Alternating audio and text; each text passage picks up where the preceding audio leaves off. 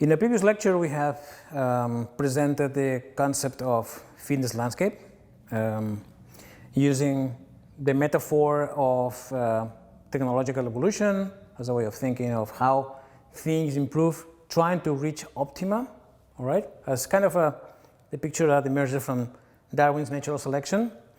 And we used an example of how to define the space of the possible by considering a picture where we have a population with n individuals, each of which are described by a simple genome, right? That genome has a number of elements. You could think in genes, you could think in nucleotides, whatever it is, they are going to be discrete elements, right? And in our particular view, we choose a Boolean description, right? So each element, right, can be a 0 or 1. So, for example, in this space of genomes, is our hypercube, where genomes have 3 bits, right? The population will be, for example, as here at the beginning, all genomes will be strings of zeros, right? And we define it an algorithmic description actually of evolution. And as I said, it's a way of thinking in evolution as a process that has an algorithmic nature, all right?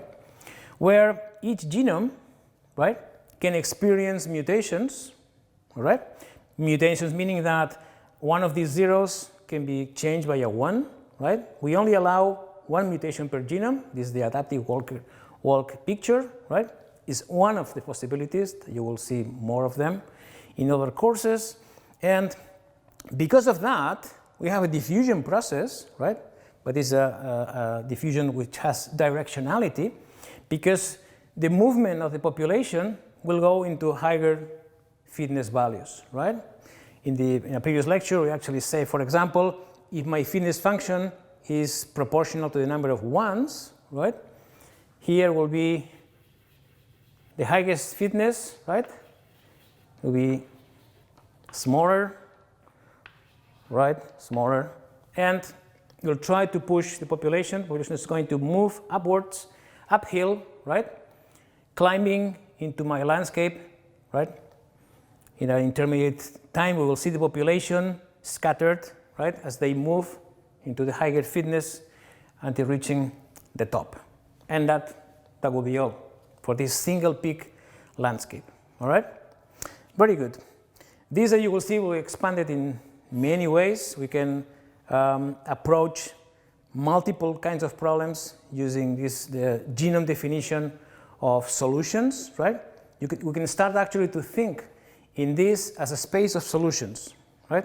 A practical problem that can be from the design of an engine to the best strategy for a game, or the design of a given artifact, right, can be encoded in a string of zeros and ones, right? Believe it or not, it is possible, right? And in that respect, it means that we can put any problem that we want to explore, looking for better solutions, under this description. Well, one thing we have done here, right, we haven't kind of mentioned that, is to actually define my fitness function, well, okay, the fitness function, which I'm going to call f, right, is a mapping between a genotype, a string, and a phenotype, right? Right now, my phenotype is just a number, right? We are not thinking in an artifact or anything like that, right? But I wanted to mention this because we'll go to that a bit later, because that's one of the major problems in actually defining a general problem, a general theory of evolutionary dynamics, right? The mapping between genes and the phenotypes that correspond to those genes is almost never linear or simple, right? That makes theory hard, and that, on the other hand, allows biological complexity to be so rich. Well, in this lecture, we will do 2 things. One is to see again, the simplest mathematical descriptions of dynamics following adaptive walks, just to see that we can actually do some calculations, all right? And on the other hand, make a jump into a more abstract problem, but on the other hand, something that we can actually run in the computer and see more generally, right? What's the impact of using these kind of evolutionary algorithms, right, to find out optimal solutions, and not with some surprises. Well, let me consider the first and simplest example I can imagine, right? Let's take my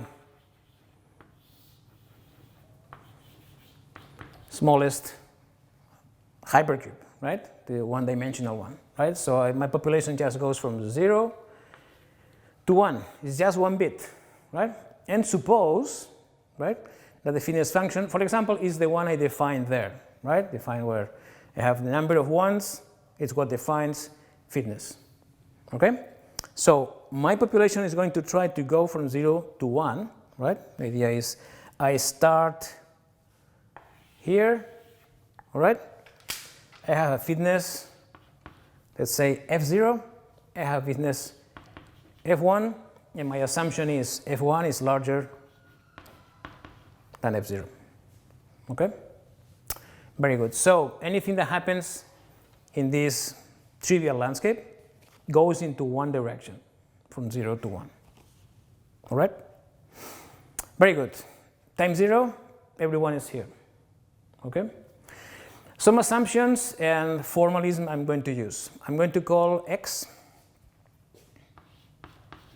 X0 is the fraction of the population that is in the 0 state, and X1, the fraction of the population that is in the 1 state, all right? And as usual, right, so that we keep the problem confined into low dimensions, I'm going to assume that the total population is constant, right? There's no death or anything like that. So I'm always going to have this normalized, right? And I want to define the dynamics, assuming adaptive walks, for this simple system, right?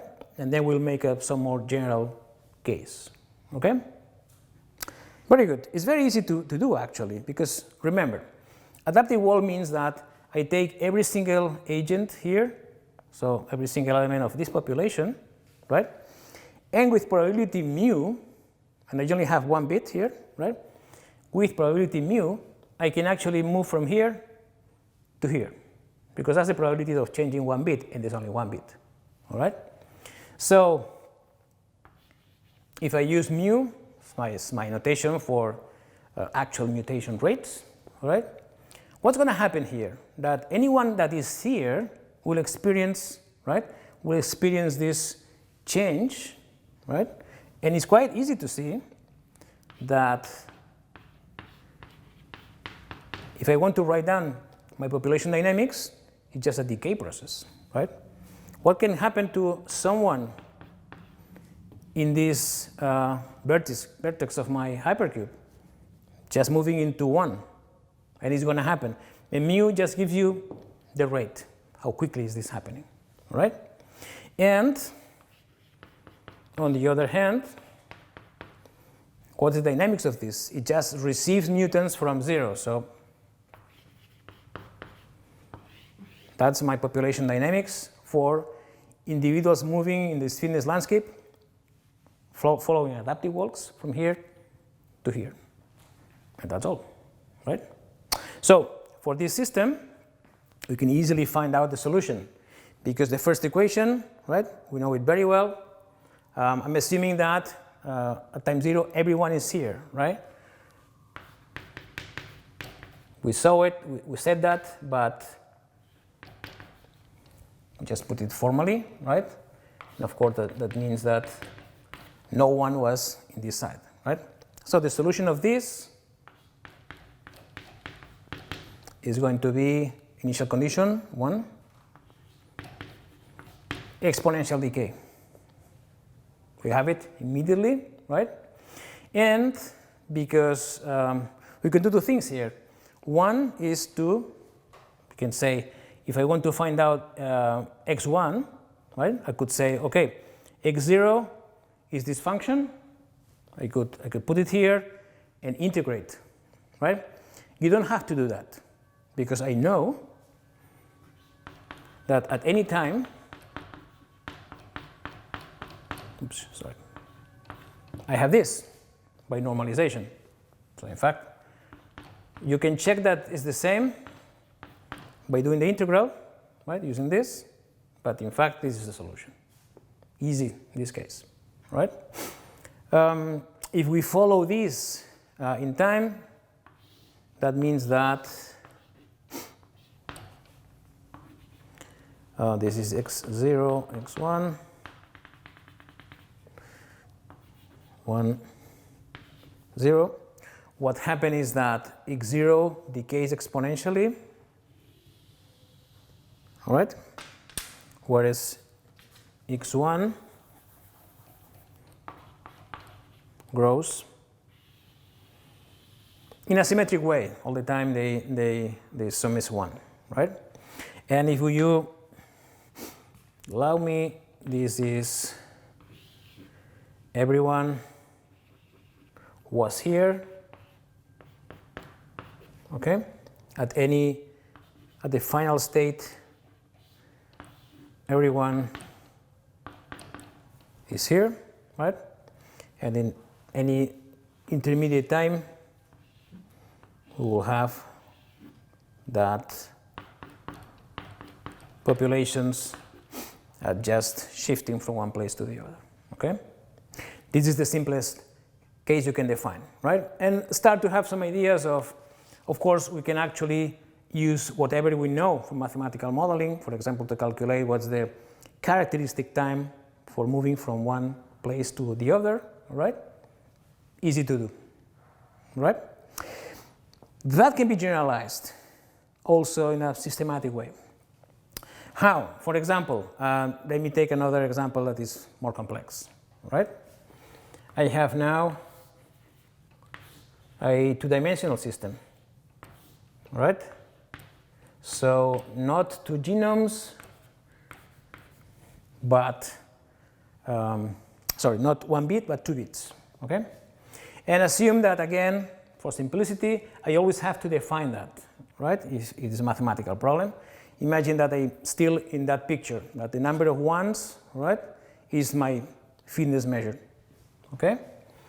And if that's true, that's the possible ways in which I can move in my landscape, right? Again, I don't have to assume that, right?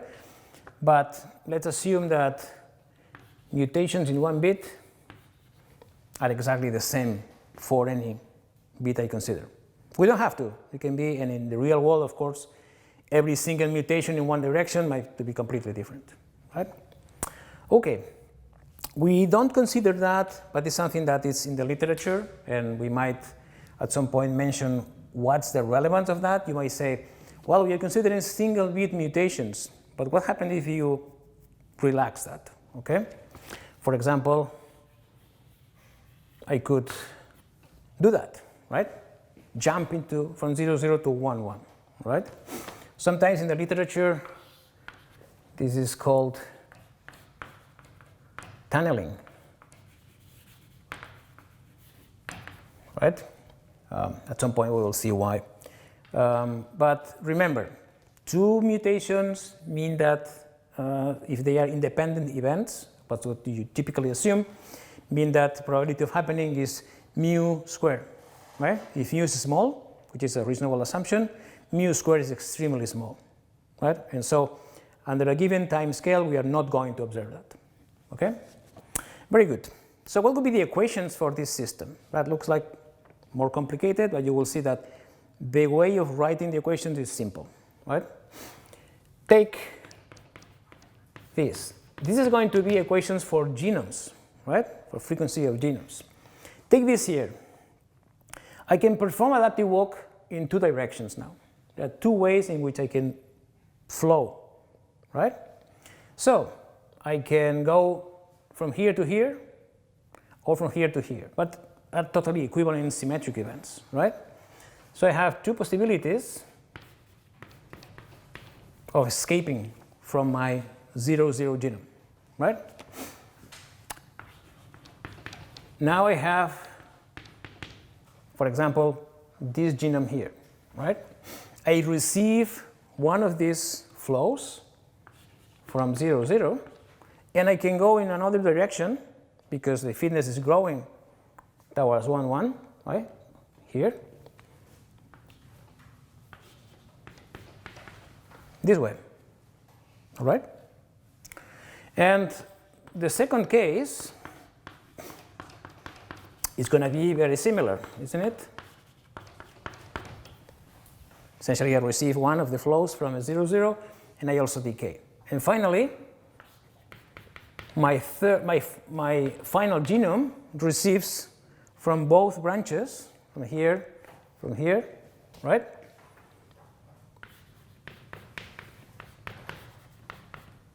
And that's all, right? It's a linear set of equations, right, where flows are connected.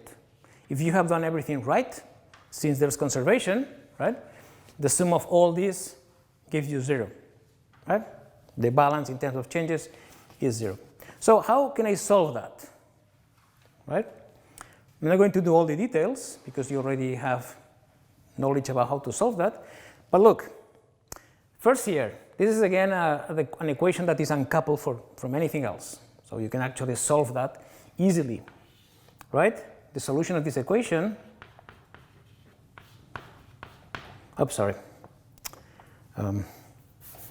solution of this equation is, I didn't say it again, but initial condition, everyone is here, right? So it's 1 e to the minus this, right? Done. Two important things to say. One, I can solve this equation and this equation, but they are completely symmetric, right? So if I find x10, x01 will be exactly the same because they are behaving exactly the same way. Everything is symmetric, okay? The second is, how can I do it, right? Take, for example, this here, right? Let me write down this in a slightly different way so you can see immediately what kind of equation I have, right? This will be 1, 0. Okay, let me remind you that this and this are totally symmetric cases, right? Let me put this there.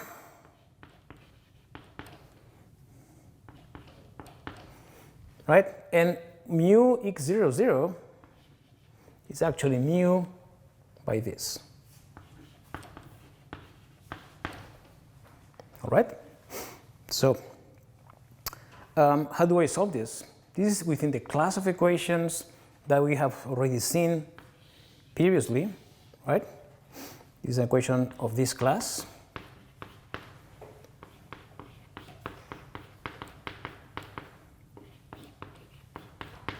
All right? So you can actually systematically solve it, right? Let's not go to all the details, but if you use the general solution for this system, right, what you will find is x10 of t will be, right, see, as usual, as it often happens, my phi1 of t is just a constant, right? And remember, with the solution, there was the integral with minus sign of this function, which is just mu, so just this. Then the integral of the same with the opposite sign, right? And I'm just using the expression, the general solution for this class of function. Then I have this here, all right? Okay? That's what I have, right? If you want to be more rigorous, let's use the mute indexes, right? So you have to solve that, right? If you do, what you will end up finding is this. I give you the final solution, right? you check that this is the case. This is e to the minus mu t, 1 minus e to the minus mu t. Remember that c is found out from the initial condition, right? That is 0 at time t0, right? And this is the solution, which is going to be exactly the same. And you have to exploit the symmetry every time you have an opportunity, right? For x 0, 1, right? It's only one thing missing, x 1, 1, right? You might say, wow, I'll need now to integrate, right? To put all these here, which is one possibility, of course, since this is in fact 2 times mu this. We could use this expression and do the calculations using the integrals, but you don't have to, because you know that actually when you have conservation, that's the case here, right? So my conservation condition, which is the constant population constraint, right, reads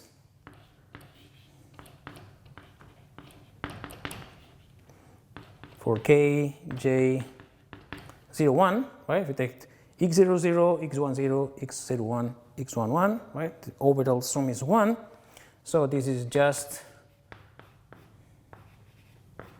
this, and if you want this. You don't have to do the integrals, but as an exercise, you can actually check out that the result from here and from the integration is the same. This, as you can see, is very systematic. We can generalize to a cube, whatever we need. We will exploit symmetries as much as we can, right? But now I want you to see beyond this mathematical formalism, how do we think in terms of actual implementations, right? And for doing that, we'll consider something that we can find in the internet, given package that actually solves a Darwinian selection process using cars as objects to be optimized.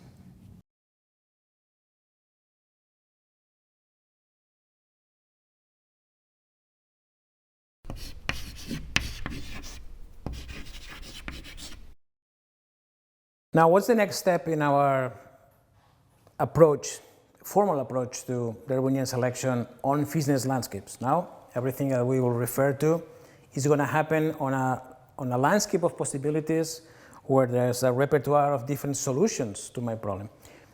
In the previous examples, we have assigned a fitness. So we knew exactly what was the fitness for every single vertex.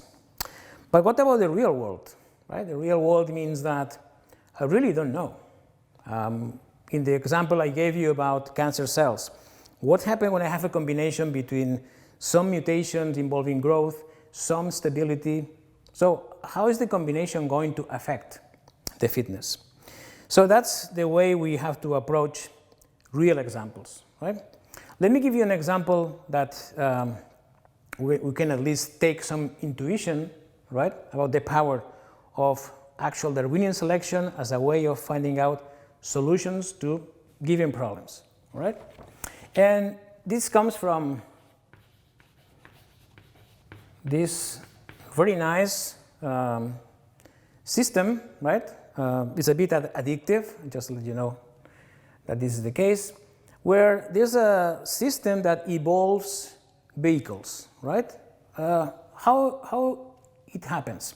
There's a part of the description I'm going to give you that involves a black box, right? Something that you should go into the real details, right? But I think the example is really nice and illustrative of how these things works. The algorithm generates a class of objects that have to run in a real landscape, not a fitness landscape, right? Meaning that you have some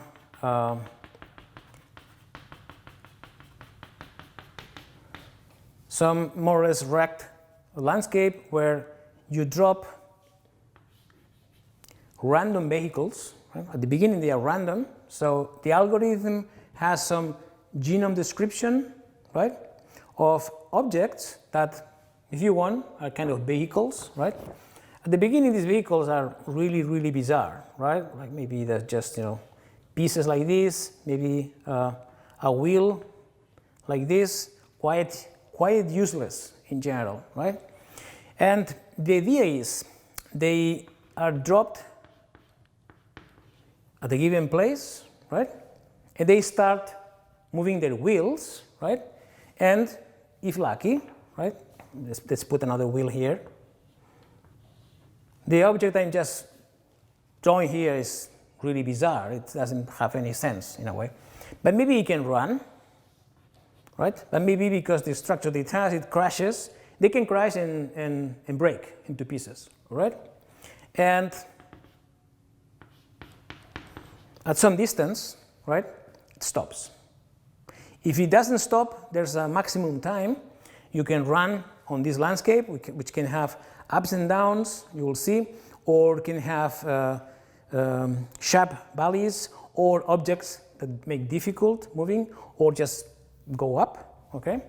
And there's a collection of vehicles that say B1 at time 0, B2 at time 0, Bn at time 0. This is, if you want, the set of solutions that we generate to do what?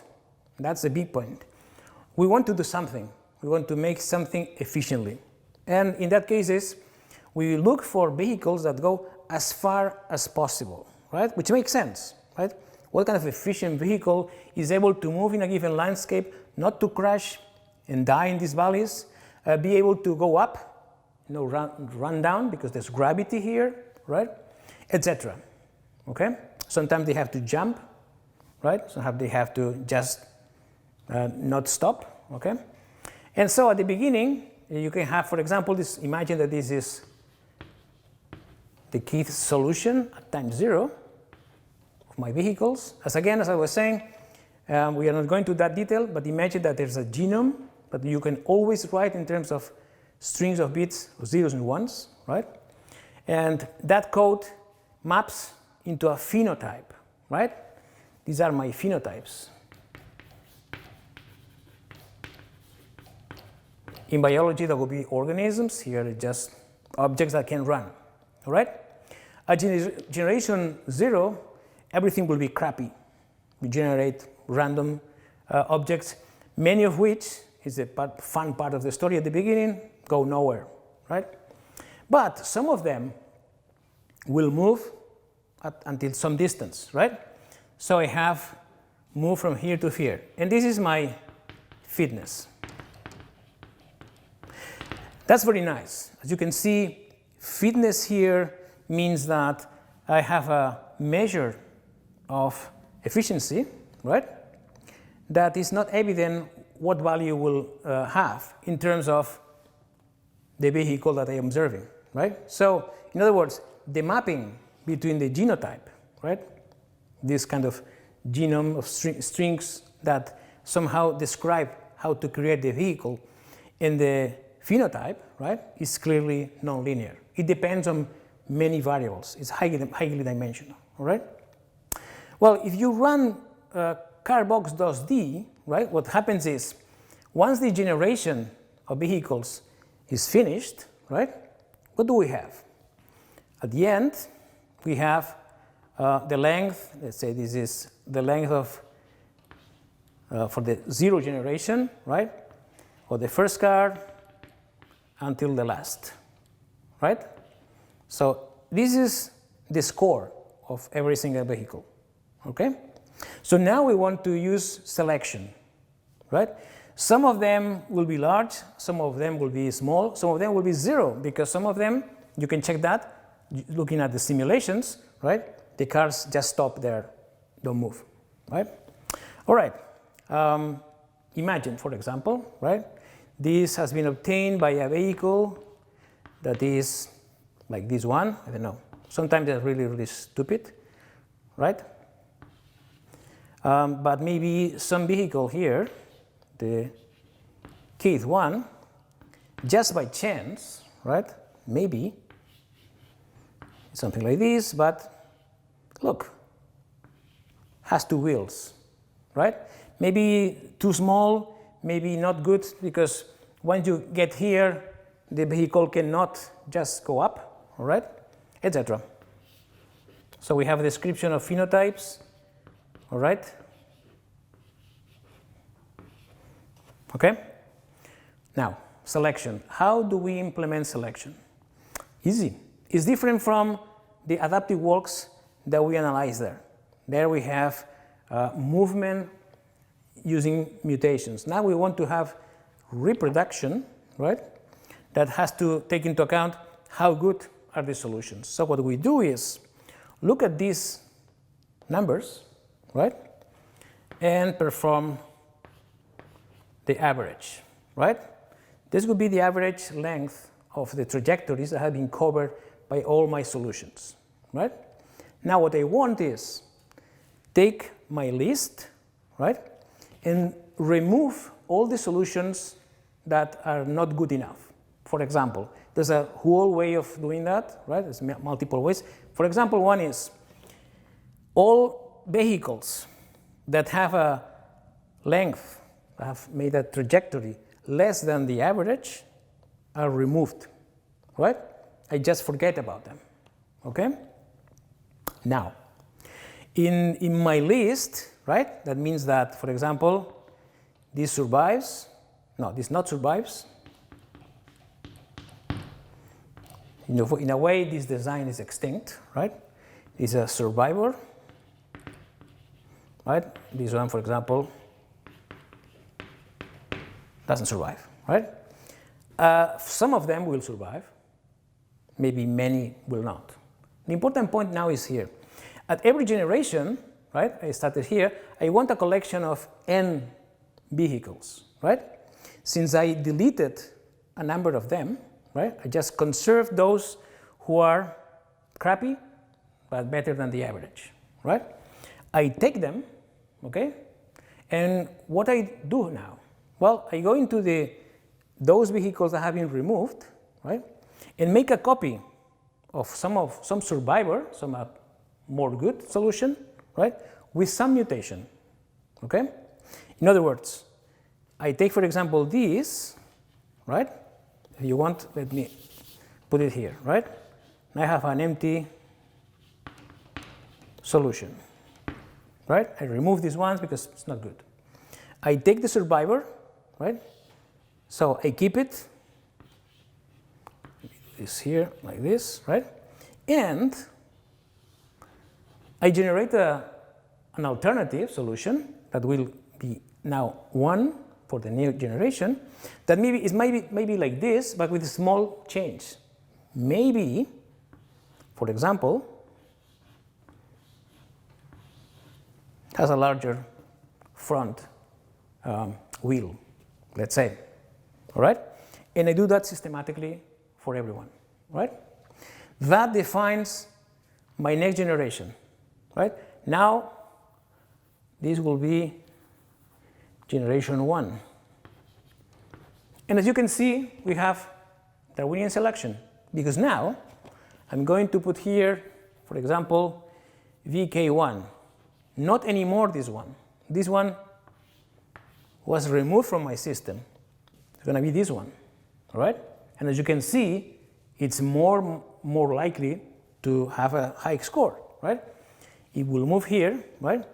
And because of the process of selection, right, I'm going to start improving particular features of my cars, right, that make possible to move through the landscape far and far and far away, right? If you use that and you run CarBox 2D, you will see that for different rugged landscapes where the cars need to move, right, you have different final solutions. It's really good to think about what kind of solutions you think will emerge. There are things like just going up. What would be best for this? There are situations where you have multiple obstacles like this, so you need to jump and not crash, right? Or you may have lots of obstacles and you have to push them, right, in some way. So maybe, for example, in some cases, you create vehicles, right, like this, or even like this, okay, that will remove the objects from your trajectory. So in this way, we illustrate a really important point. We might not know what is the best solution, and that's the interesting thing, right? But we can actually design an algorithm that searches in a space that, look, this is an infinite dimensional space. It's not just strings and numbers, because every single vehicle can have wheels, parts, structural parts that belong to a continuum, right? So how do you manage to do that with an algorithm that just looks at all the potential solutions? You cannot. Whereas Darwinian selection is extremely powerful to find out. And let me end up with the following example. As an exercise for you, remember that we just draw a flow diagram for the adaptive walk case scenario, right? I want you to think how you actually write down a flow diagram for this algorithm, okay? Not knowing exactly how the genome maps into the structure, right? There's some feature that is there. But how can you actually define that? And let me go for an example that you can explore in the literature. That's a spectacular illustration of the power of these algorithms, right? This is a case study of a problem that was raised in NASA. There was this problem of designing an antenna that had to be in a satellite, right? And that antenna had to manage studying the Earth's magnetosphere, right? Earth's magnetosphere is a really complex physical system. It has a number of issues about coordinating satellites and data in a number of ways. And instead of going into NASA engineers and following the standard process of designing an antenna, what they decided is to look for this, right? For a selection algorithm using a supercomputer. How? Well, you can do the following. Imagine you want to evolve an antenna. Everybody has a picture of how an antenna looks like, right? You do the following, right? You start from scratch. You take a number of antennas that are randomly generated, okay? That's my collection of solutions, right? And then you have your supercomputer and you simulate the conditions that every of these antennas with a given material under some conditions, putting everything there, right? You put all the physics in such a way that you actually have an exact picture of how they will work in space looking at the magnetosphere, right? You take your supercomputer, you put every single antenna, right? As there, all of these will be really crappy, right? But some of them will work better. So you do the selection algorithm that I just defined, right?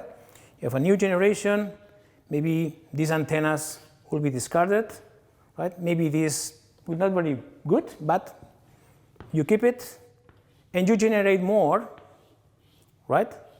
That may have other parts, right? So you actually do exactly the same kind of selection algorithm, right?